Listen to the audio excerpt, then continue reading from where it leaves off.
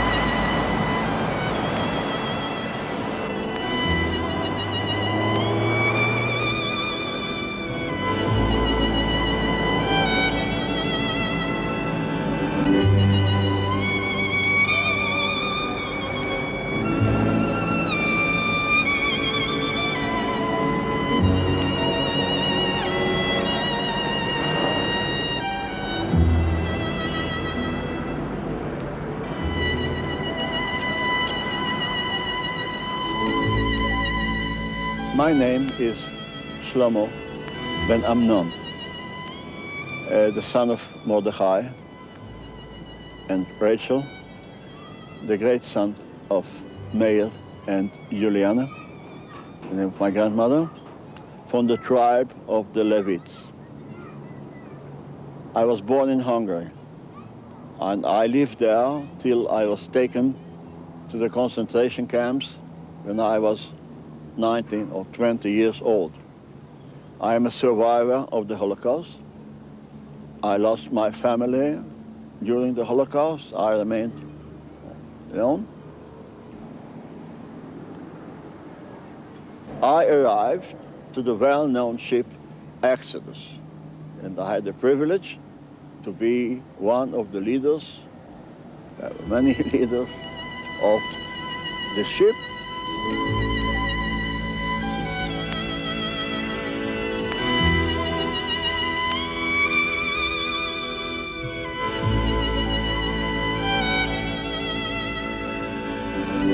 What's the story of Leonoris, of the Exodus, as we have seen it on the film and as it is written in his book? Was it factually a real story? Was it? Well, it was not the real story, and it's not the true Exodus. But to be exact, Leonoris had never the intention to write the story of Exodus. His intentions were to give a quintessence of the basic facts of the so-called clandestine Aliyah. If you take the film, the Exodus, the ship is only a part of the film. You have the underground movement, and you have the beginning of the Liberation War, clash with the Arabs and all this. It gave us a general picture of those days. People after the Holocaust, survivor of the Holocaust, the land of our fathers, which was blockaded by the British. They passed through, they arrived in spite of all, and then all these events which are described there. Your life is very much connected to the story of the Exodus. Yeah. Where does your story begin? Well, it is very strange to tell, but my story with the Exodus begins here, in the Mount of Olives. Why? I was many things about the Mount of Olives, I have to tell. Number one, as a young man, 21, 22, 20, 21, 22, I was in a concentration camp. And we were in a desperate situation. This was a special kind of concentration camp based upon forced labor. We had to work till we died. That was their intention. They called this Vernichtung durch Arbeit, annihilation through work. And at a certain moment, the boy said, stop, enough. We cannot. It is simply we are going and we commit suicide and finish the whole story. And I had another opinion. And I remember the word of Jesus Christ said on the Mount of Olives, Lord, take this chalice for me, but thy will shall be done. So I shall not commit suicide. His will has been done. And I promised to the Lord that if I shall come out alive from the concentration camps, my whole life belongs to those who are persecuted, for those who are in prison or persecuted in any other way.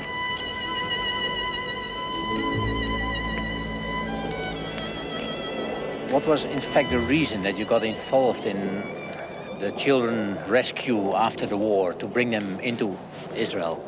Yes, I had a very strange experience in one of the camps, an extermination camp, which I believe was the most horrible place among all the horrible places I have been, a place in Poland called Kamieniec-Podolsk.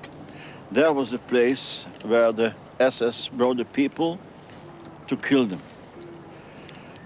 And my terrible job was to bury all these people with my very hands.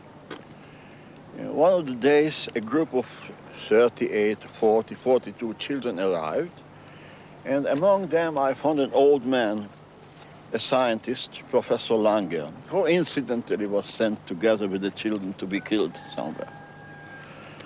Well, he prepared them for their death. And he said, in our way we shall sing Psalm 23, the Lord is my shepherd. Mm-hmm. And standing before the people who will kill you, you will say, Shema Israel, Adonai Eloheinu, Adonai Echad. Hear Israel, the God is one. Before they were taken away to their death, this Professor Langer had a talk with me and said, no, I'm going to die with these children. We shall sing Psalm 23. You are strong, you are young, you will survive. And standing before the Lord, I shall ask him to spare your life.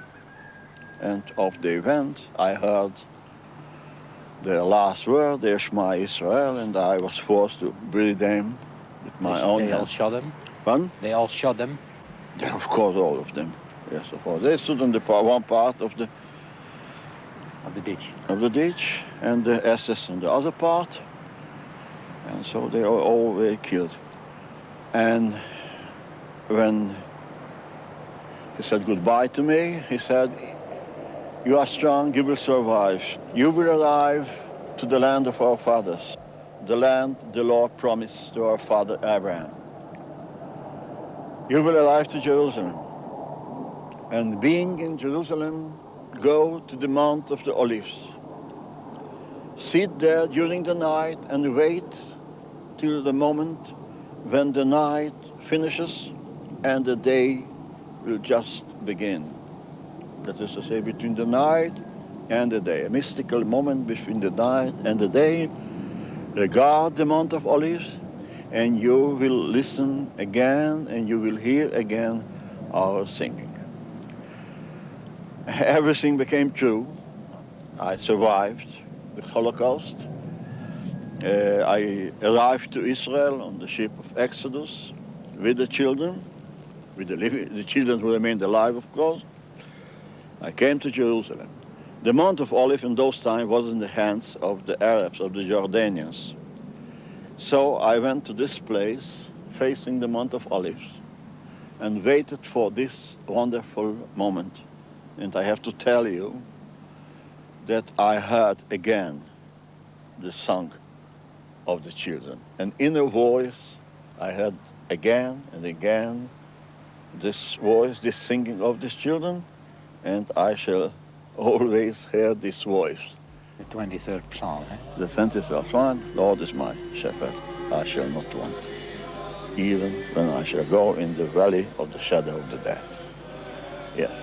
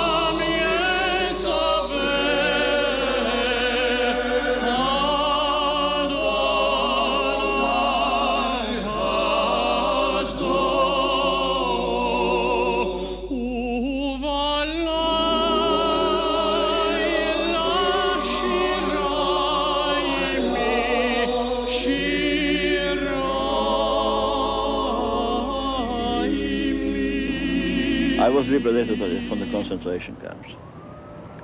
And I was going around and trying to find some shelter, some place, some food. And at a sudden I met a 10 or 12 years old boy. He came to me and said, "Are you a Jew?"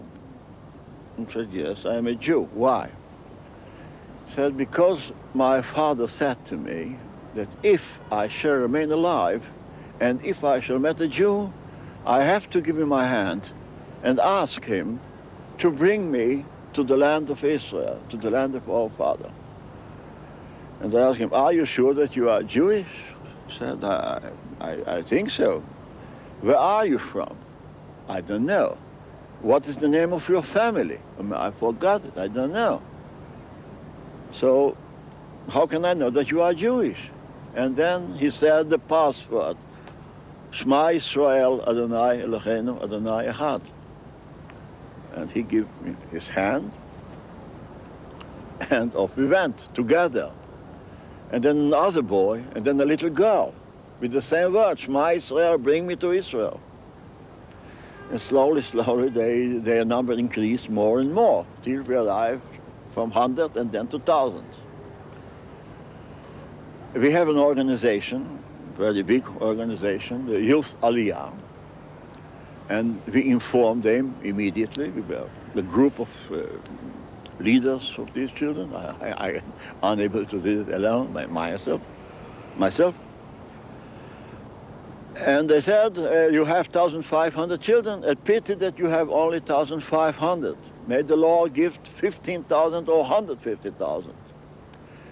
We have places for all of them. Foster homes, institutions, kibbutzim, everything." All in Israel. All in Israel, of course, bring them. And then we received a terrible shock. Mr. Bevin, the government of the British Commonwealth of Nations, of Great Britain, England, said, "No, let them drop dead where they are. Israel, Palestine is closed. There is Arab pressure and the problem of oil and you know, all this.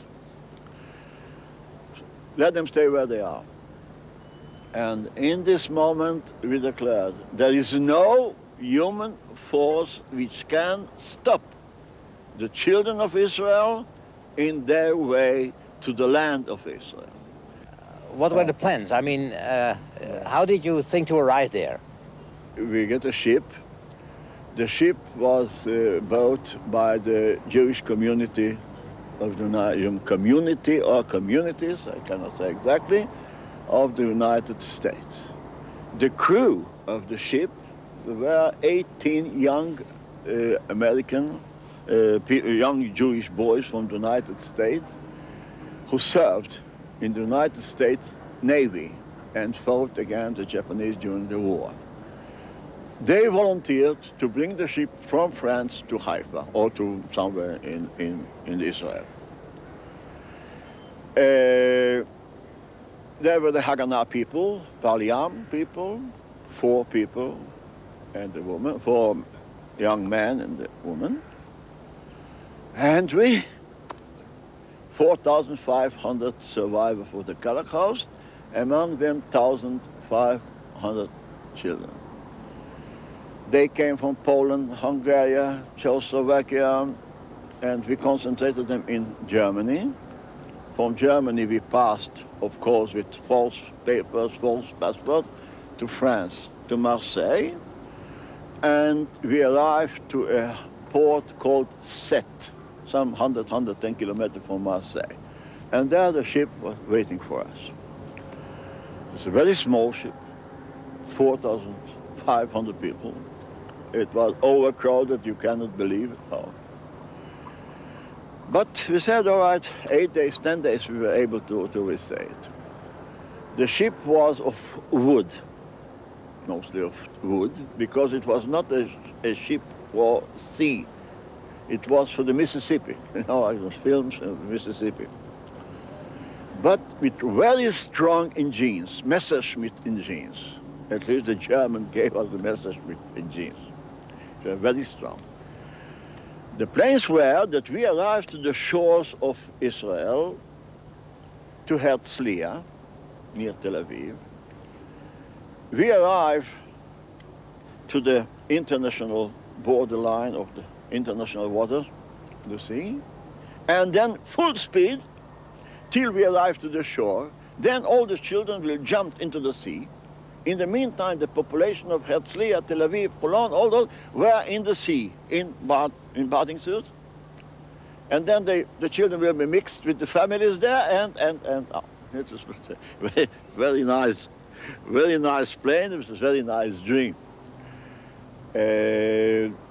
Because the first day that we left Set, that is the shore of France, the British Navy were around us. One ship the first day, then two ships, then three, then six, then seven. The whole British fleet of the Mediterranean Sea was around our ship. So the night before our arrival to the shores of Israel, the flagship of the British came near to us, some 20, 25, 30 meters, and the commandant of the ship called us. I remember his words, do you know? People on the board, we know who you are. We know your intentions. We know that you want to arrive to Palestine. Stop the engines, turn your ships, and go back to the same places where from you came. If not, we shall use force against you. Our commandant, Mr. Perry, God Perry, answered him. People on the board, we didn't try to hide who we are. On this ship, there are 4,500 survivors of the Holocaust. Among them, 1,500 orphans of the Holocaust. Yes, we have the intention to arrive to the land of our father promised to us by the Lord to our father Abraham. We shall not return to the places where from we came. Because we are coming from Buchenwald, Mauthausen, Auschwitz, the burning ghettos, deserted cities, and we shall follow our way to the land of Israel. If you want to use force, so do it. Cut. They attacked us, all the ships, all the British ships. They jumped on the board. We had on the board a wonderful man, maybe the nicest man I have met in my life. That was the evangelical pastor, Mr. Grover. He was with us on the ship. Why was he there? He was not a Jew, was he? He was not a Jew, but he said, as an evangelical pastor, my place is with the children of Israel who are making their way back to the land of their fathers. And he tried to speak with the British soldiers, but no use. And then a terrible battle began, but before this, the commandant of the Haganah called all the children to come to the deck of the ship. And he said, from this moment, this ship is an integral part of the state of Israel, which shall be reestablished in our days. And all of you, 12 years old, 13 years old, 14 years old, all of you, from this moment you are soldiers of the Israeli army. So behave yourself like soldiers. You have to fight now for your rights to come back to the land of Israel. So do it. We put the flag of Israel on the ship, we sang the Hatikva, and the battle began.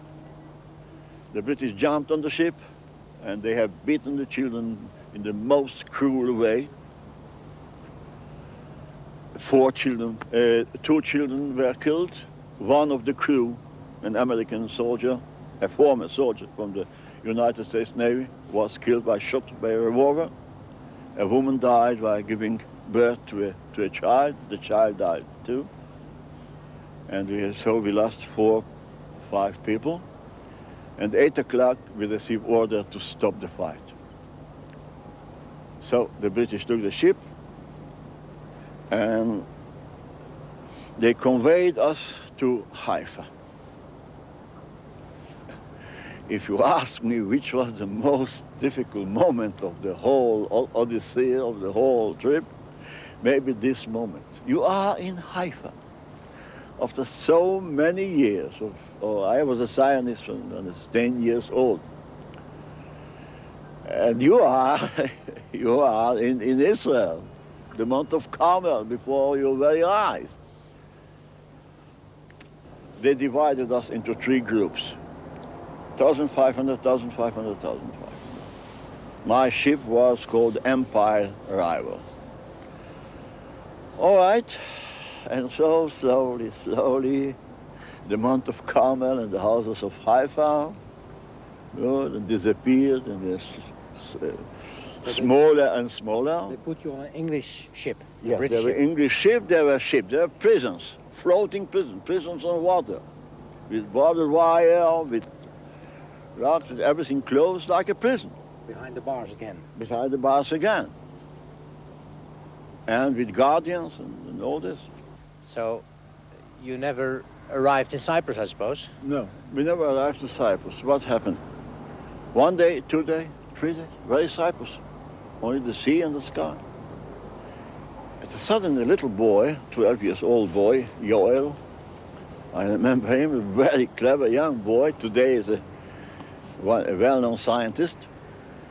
He said to me, Father, and they called me Father, this ship shall never arrive to Cyprus. Say, look, Joel, what's going on? You receive letters from the Queen of England or from the Prime Minister Bevin? How do you know? He said, no, it is very simple. The sun is before us, in the morning is behind us. We are going from the east to the west. Oh, the boy is right. So we went to the commandant of the ship and asked him, where do you take us? And he said, I'm sorry. He tried to give a cup of tea, but we refused. I'm very sorry, I have my orders, I cannot tell you. But I said, but we are not sheep, we are not cows, we are not animals, we're human beings. You are transporting us, conveying us here, there, where do you take us? I'm sorry, he said. Sorry, I have orders. And then, as you remember, the hunger strike from the Exodus, from Leonoris, it was true, it was our hunger strike too. But our hunger strike was in order to take out, to know himself or to receive an answer from the British commandant, where do they take us? I don't know why. The British were, not today, but in those times they were very sensitive to hunger strike. And after 2 days he called us and said, we bring you back to France and you will leave the ship in the same place, in Sète or in Marseille. In any case, we take you back to the shores of France. And then there you will leave the ship. We were sitting together, I remember this moment, with the commandant of the Haganah. And we said, this is terrible. This is the end of the clandestine Aliyah. You take a child in Germany, you bring it to Marseille, you take it from Marseille to Haifa. In the way, a British soldier can kill him or beat him severely. And then from Haifa, they are taking me back to France. So what did we? How can we take such a responsibility for these children? So we decided to wait for the orders of the Haganah, what to do. All right, after 10 or 12 days, we arrived to Marseille. All right, afternoon, 2 French officers and the translator came. They stood on the bridge. Two officers, two British officers, two French officers. And the Frenchman said to us in French, and then it was translated. He began his speech. La France était toujours connue pour l'hospitalité, etc. And France was always well known for his hospitality toward people without homeland. Leave the ship. You will receive food, medical care, a roof over your head, and you are welcome to France. On the ship there was among the children a very, very old man, 80, but a wonderful man, nice, like a prophet, I can say. A white, bare, big, tall man with a small 2-year-old baby, little boy. He came and asked the translator to translate it to French. He said, "Thank you very much for your hospitality. My name is so-and-so, and the name of this boy is so-and-so. I am from a place in Poland called Kielce, the place where the Polish population made a massacre, a pogrom, among the Jews a year after the liberation. Not during the Nazi occupation, but a year after the liberation. And they killed 41 Jewish men, women, and children. My son and my daughter-in-law were killed. I remained alive, and this little boy. Their child. Their child. He is the grandfather of the little orphan. This child shall arrive to Israel. I shall arrive to Israel too, to be buried somewhere on the Mount of Jerusalem with the other Jews. And this little boy shall arrive to Israel to be there a citizen and an Israeli soldier, a soldier of the Israeli army. Thank you very much for your hospitality, but we are not people without a homeland. We have our homeland, the land of our fathers, promised to our fathers and to the seed of Abraham. We were there. My foot touched the soil of my land. We were banished again by the British authorities, and we shall go back, and we shall arrive. And thank you very much, and that was the end. We put the flag again, we sing the Hatikva. I have seen the children were singing, and the 4 officers instinctively, without thinking, they saluted us. In the meantime, the people of the Haganah arrived to the ship and gave the orders. Don't leave the ship. You can leave the ship only at the shores of Israel. If they will force you, well, nothing doing. But for your own will, you will leave the ship only in one of the ports of Israel or somewhere on the shores of Israel. How long a time did you stay there? 3 months, till the beginning of November. And then? And then, a brigadier, which is a very high officer, came and it was written, if you don't leave the ship till 6 o'clock in the morning, tomorrow till 6 o'clock, we will take you to the British occupation zone in Germany, and there we will force you to leave the ship. Well, crucial point of the trip, what to do? Back to the land where you survived from the camps. Back to the land where we survived from the camps, exactly. And we gathered all the children, and the commandant of the Haganah took the Bible, put the hand of the Bible and swore, and all.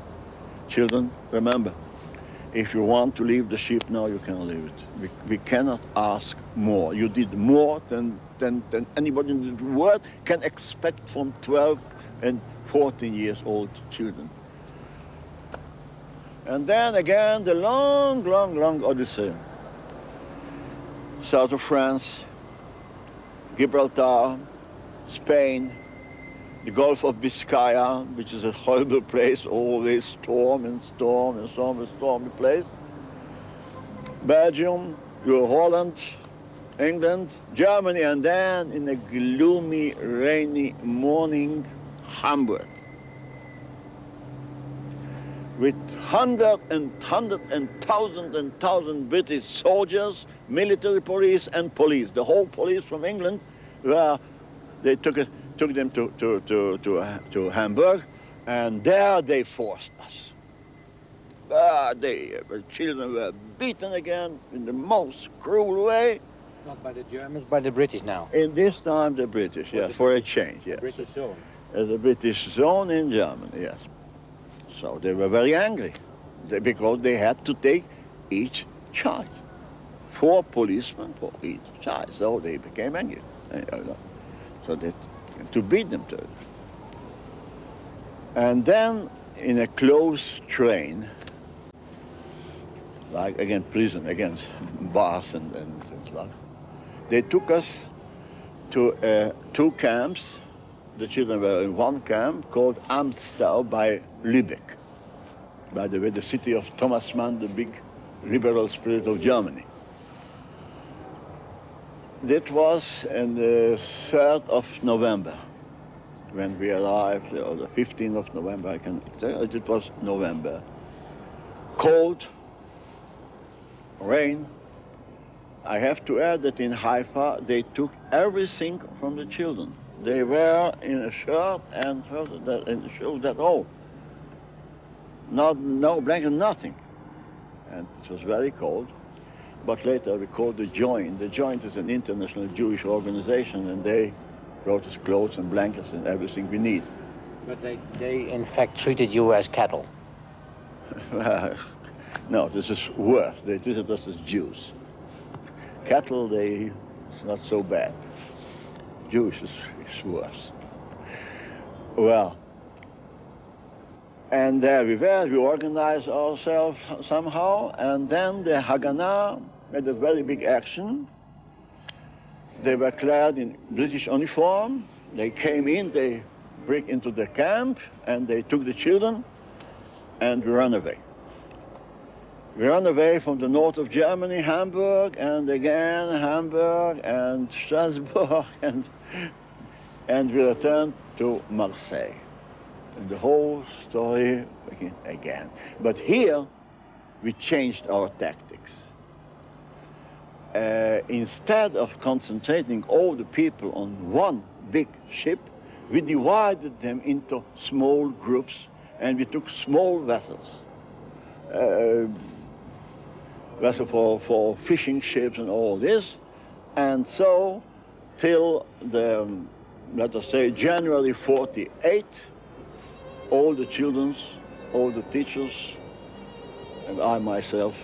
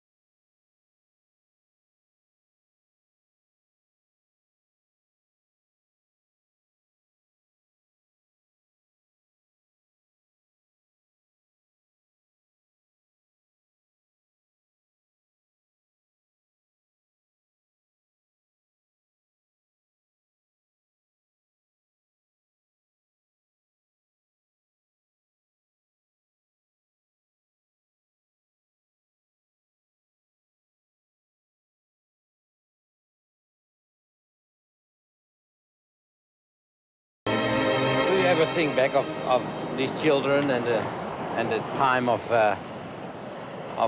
their problems. I mean, do you have nightmares yourself sometimes? All my nightmares are connected with one event and one person. A girl called Gila. I even don't know her family name. Well, she was 14 and a half, something, and she was together in the concentration camp for women, Stutthof. Well, she was able to survive, but her mother went weaker and weaker from day to day, till the terrible day of the so-called selection.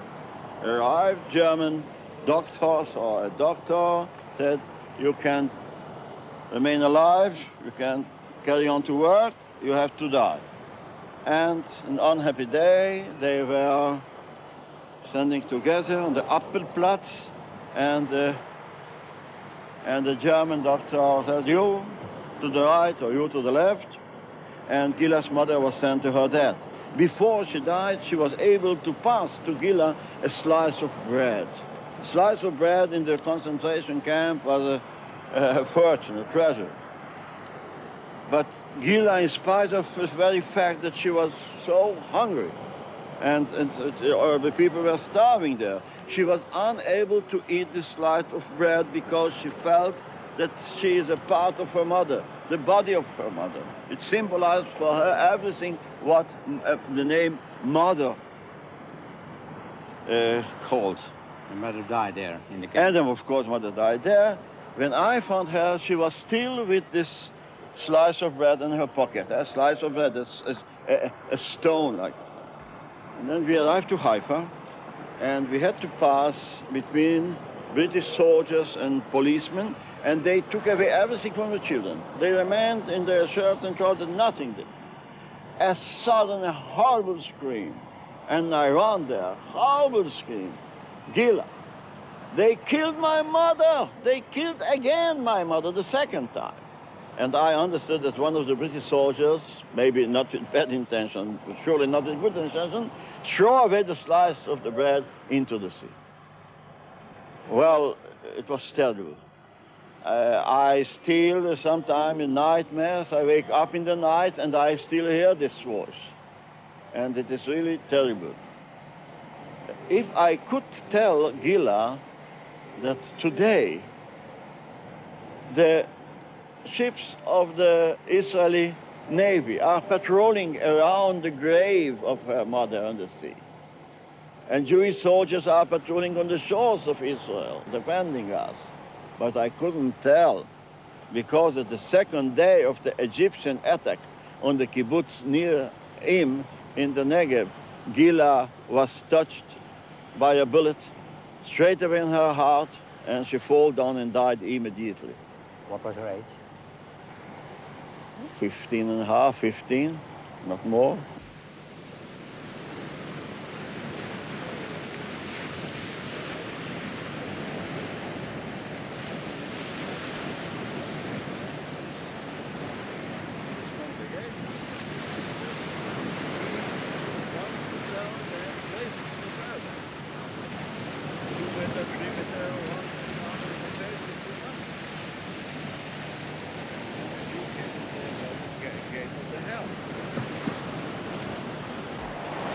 All these kids on the ship, having gone through the experience of the camps, they must have had a lot of scars, innerly scars, spiritual wounded. Can you give an example on that? I can give you many examples, but the most striking example is the story of a little girl, 12 and a half years old, called Hannah.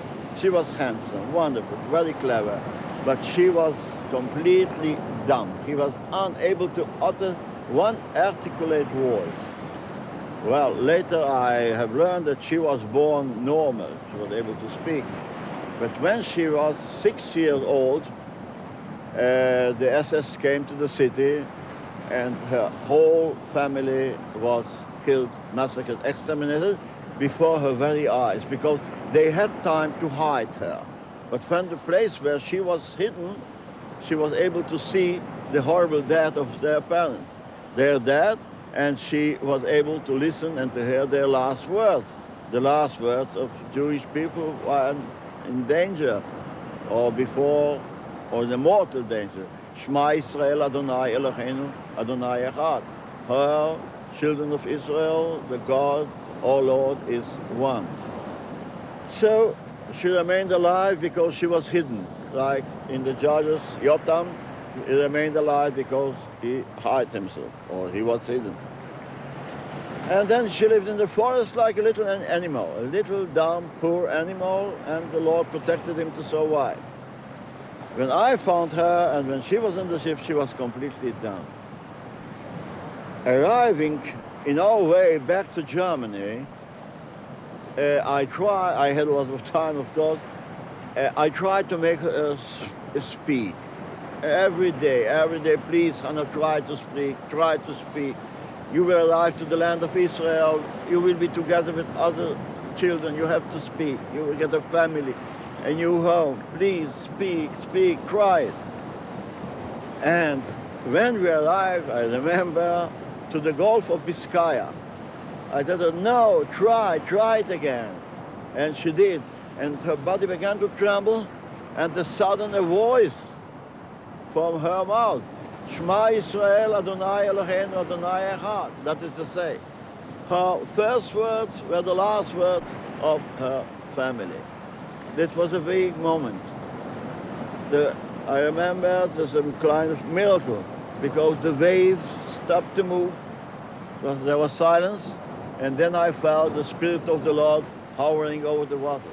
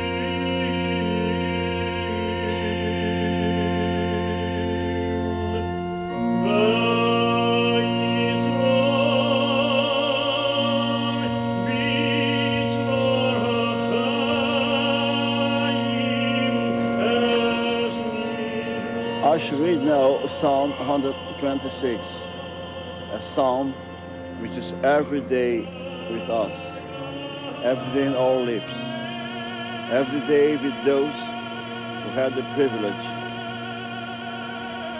to be among those who returned to Zion.